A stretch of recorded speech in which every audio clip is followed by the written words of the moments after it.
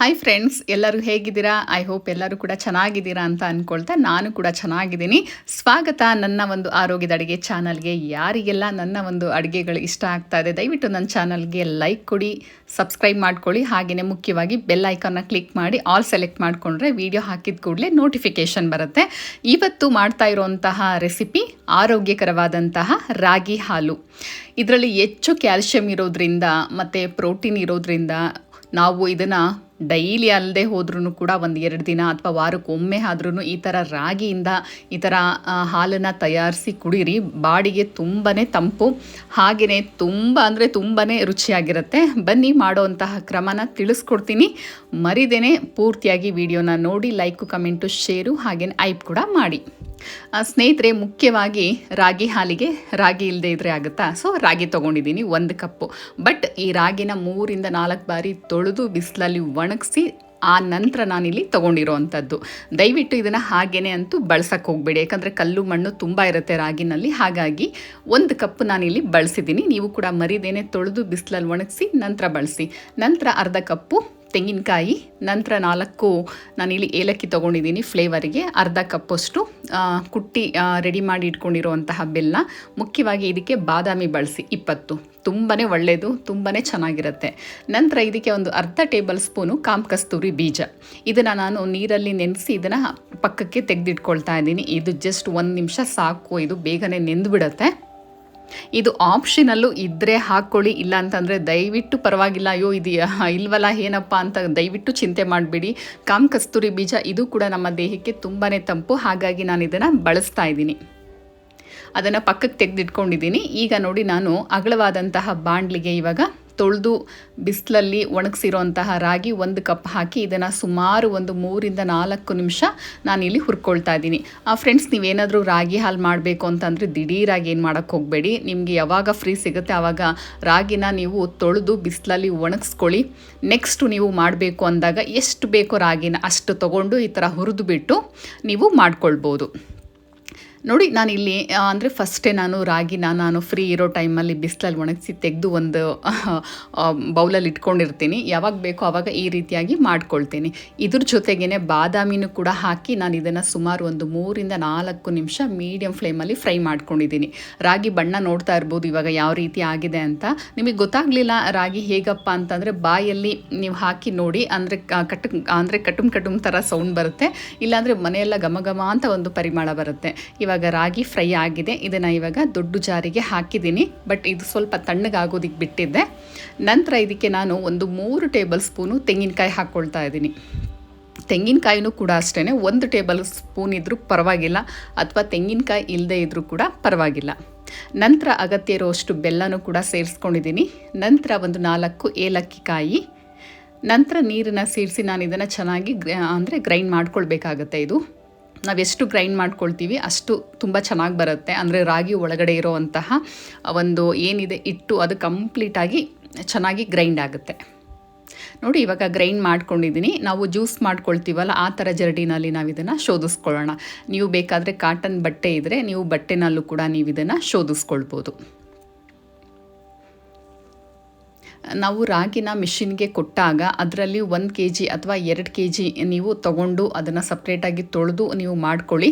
ನಾನು ಕೂಡ ಹಾಗೇ ಪ್ರತಿ ಬಾರಿ ನಾವು ತಿಂಗಳಲ್ಲಿ 1 ಸಲ ರಾಗಿನ ನಾವು ಮಿಷಿನಿಗೆ ಕಳಿಸ್ತೀವಲ್ವ, ಆವಾಗ ಅದರಲ್ಲೇ ಕ್ಲೀನ್ ಮಾಡಿಸಿದ ನಂತರ ರಾಗಿನ ತೊಗೊಂಡು ಬಂದು ಇಟ್ಕೊಂಡಿರ್ತೀನಿ. ಹಾಗೆ ರಾಗಿನಲ್ಲಿ ಹೆಚ್ಚು ನಾರಿನಂಶ ಇರೋದ್ರಿಂದ ಮತ್ತು ರಕ್ತಹೀನತೆಗೆ, ಹಾಗೆ ಮುಖ್ಯವಾಗಿ ಒಂದು ಮೂಳೆಗೆ ತುಂಬಾ ಒಳ್ಳೆಯದು. ಈಗ ಎಳೆ ಮಕ್ಕಳಿಗೆ ರಾಗಿನ ನಾವು ಸ್ಟಾರ್ಟ್ ಮಾಡ್ತೀವಿ, ರಾಗಿ ಸರಿ ಅಂತ ಅಂದ್ಬಿಟ್ಟು, ಗೊತ್ತಲ್ವಾ?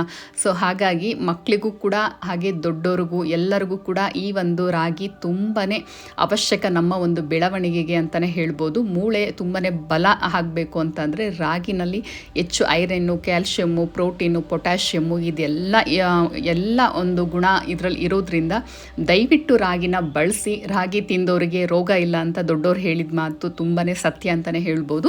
ಇವಾಗ ನೋಡಿ, ನಾನು ಕಂಪ್ಲೀಟಾಗಿ ತೆಗೆದಿದ್ದೀನಿ. ಮತ್ತೊಮ್ಮೆ ನಾನು ಇದಕ್ಕೆ ಒಂದು ಅರ್ಧ ಗ್ಲಾಸಷ್ಟು ನೀರನ್ನು ಸೇರಿಸಿ ನಾನು ಇದನ್ನು ಮತ್ತೊಮ್ಮೆ ಗ್ರೈಂಡ್ ಮಾಡ್ಕೊಂಡಿದ್ದೀನಿ.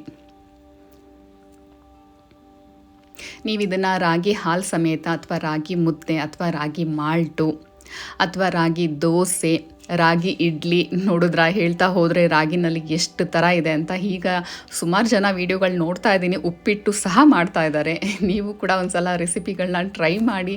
ರಾಗಿ ಅಂತಂದರೆ ತುಂಬಾ ಒಳ್ಳೆಯದು. ಎಷ್ಟೇ ವರ್ಷ ನೀವು ಇದನ್ನು ಇಟ್ಟರೂ ಕೂಡ ಕೆಡದೆ ಇರೋವಂತಹ ಒಂದು ವಸ್ತು ಅಂತಂದರೆ ನಿಜವಾಗ್ಲೂ ಈ ಒಂದು ರಾಗಿ ಅಂತಲೇ ಹೇಳ್ಬೋದು. ನಾನಿಲ್ಲಿ ಸುಮಾರು 2 ಗ್ಲಾಸು ಅಳತೆನಲ್ಲಿ ತೋರಿಸ್ತಾ ಇದ್ದೀನಿ. ನೀರನ್ನು ನಾನಿಲ್ಲಿ ತುಂಬ ಜಾಸ್ತಿ ಕೂಡ ಹಾಕ್ಕೊಂಡಿಲ್ಲ.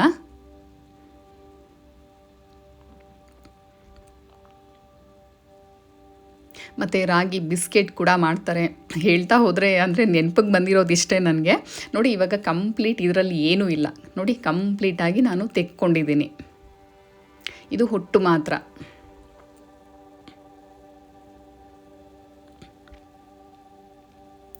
ಇವಾಗ ನಾನು ಮತ್ತೊಮ್ಮೆ ಇದನ್ನು ಶೋಧಿಸ್ಕೊಳ್ತಾ ಇದ್ದೀನಿ. ನಾನು ಇದನ್ನು 3 ಬಾರಿ ನಾನು ಇದನ್ನು ಶೋಧಿಸ್ಕೊಳ್ತಾ ಇದ್ದೀನಿ. ಇದು ನೆಕ್ಸ್ಟ್ ಇನ್ನೊಂದು ಸ್ಟೆಪ್ ತೋರಿಸ್ತೀನಿ. ನೋಡಿ ಎಷ್ಟು ಗಟ್ಟಿ ಇದೆ ಅಂತ ಅಂದ್ಬಿಟ್ಟು.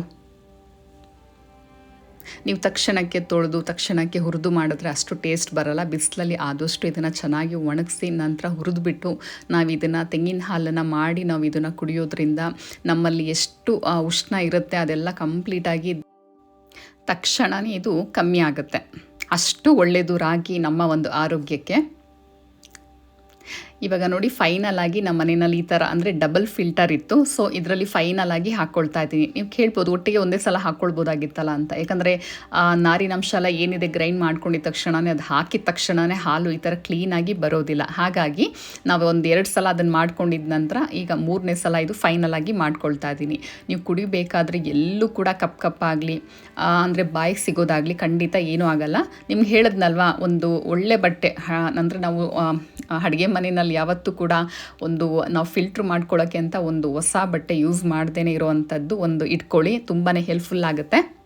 ಇವಾಗ ನೋಡಿ ಕಂಪ್ಲೀಟಾಗಿ ರಾಗಿ ಹಾಲು ಕುಡಿಯೋದಕ್ಕೆ ಸಿದ್ಧವಾಗಿದೆ. ಎಷ್ಟು ಚೆನ್ನಾಗಿರುತ್ತೆ ಅಂತ ಅಂದರೆ ನಾನಂತೂ ಮಾಡಿರೋದು 2 ಗ್ಲಾಸಲ್ಲಿ 1.5 ಗ್ಲಾಸ್ ನಾನೇ ಕುಡಿದುಬಿಟ್ಟಿದ್ದೀನಿ.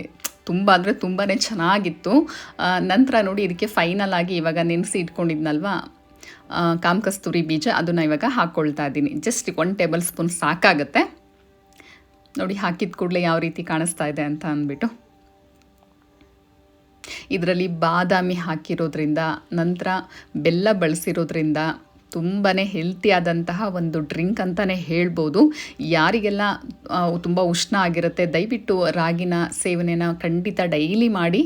ನಿಮ್ಮಲ್ಲಿ ನಾನು ವಿನಂತಿ ಮಾಡ್ಕೊಳ್ತಾ ಇದ್ದೀನಿ. ರಾಗಿ ಮಹತ್ವ ಯಾರಿಗೆಲ್ಲ ಗೊತ್ತಿಲ್ಲ ಅಂಥವ್ರಿಗೆ ಈ ಒಂದು ವಿಡಿಯೋನ ಶೇರ್ ಮಾಡಿ. ಹಾಗೆ ಈ ಒಂದು ರಾಗಿ ಹಾಲು ರೆಸಿಪಿ ವಿಡಿಯೋ ಯಾರಿಗೆಲ್ಲ ಗೊತ್ತಿಲ್ಲ ದಯವಿಟ್ಟು ಈ ಒಂದು ವಿಡಿಯೋನ ನೋಡಿದ ಮೇಲೆ ಶೇರ್ ಮಾಡೋದನ್ನು ಮರಿಬೇಡಿ. ದಯವಿಟ್ಟು ಲೈಕ್ ಮಾಡಿ, ಕಮೆಂಟ್ ಮಾಡಿ, ಶೇರ್ ಮಾಡಿ, ಸಪೋರ್ಟ್ ಮಾಡಿ. ನನಗೂ ಕೂಡ ಮುಂದೆ ಹೋಗ್ತಾ ಒಳ್ಳೆ ವಿಡಿಯೋ ಹಾಕಬೇಕು ಅಂತ ತುಂಬ ಆಸೆ ಇದೆ. ಸೊ ಅದಕ್ಕೆಲ್ಲ ನಿಮ್ಮ ಒಂದು ಸಹಕಾರ ಬೆಂಬಲ ದಯವಿಟ್ಟು ಬೇಕಾಗಿದೆ. ಈಗ ಫೈನಲ್ ಆಗಿ ರಾಗಿ ಹಾಲು ಕುಡಿಯೋದಕ್ಕೆ ಸಿದ್ಧವಾಗಿದೆ. 3-4 ಪದಾರ್ಥ ಮನೆಯಲ್ಲಿ ಇದ್ದರೆ ಸಾಕು. ರಾಗಿ ಅಂತೂ ಎಲ್ಲರ ಮನೆಯಲ್ಲೂ ಇದ್ದೇ ಇರುತ್ತೆ. ದಯವಿಟ್ಟು ನೀವು ಕೂಡ ಈ ಒಂದು ಹೆಲ್ತಿಯಾದಂತಹ ಡ್ರಿಂಕ್ನ ಮಾಡಿ ಕುಡಿರಿ, ಆರೋಗ್ಯವಾಗಿರಿ. ಇನ್ನಷ್ಟು ಆರೋಗ್ಯದ ಅಡುಗೆಗಳಿಗಾಗಿ ನನ್ನ ಒಂದು ಚಾನಲ್ನ ಸಬ್ಸ್ಕ್ರೈಬ್ ಮಾಡ್ಕೊಳ್ಳದೆ ನೋಡ್ತಾ ಇರೋರು ಪ್ಲೀಸ್ ನನ್ನ ಚಾನಲ್ನ ಸಬ್ಸ್ಕ್ರೈಬ್ ಮಾಡ್ಕೊಂಡು ನೋಡಿ. ಧನ್ಯವಾದ ಎಲ್ಲರಿಗೂ.